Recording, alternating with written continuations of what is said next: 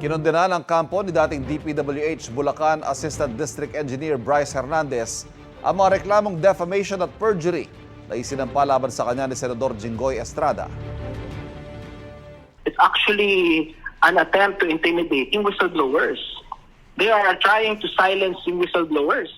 We do not welcome this considering the chilling effect that it may create. They're actually filing a TRO. Sinusubukan ko nila na kumuha ng directive from the court to stop Bryce from speaking out. Ayon sa abogado ni Bryce Hernandez, si Attorney Ernest Levanza, layunin ng mga reklamo na pigilan ng kanyang kliyente sa pagsasalita. Sa pagdinig sa Senado noong Setyembre, sinabi ni Hernandez na nagbaba umano si Estrada ng 355 million pesos sa halaga ng proyekto sa Bulacan ngayong 2025. 30% anyang commitment para sa senador.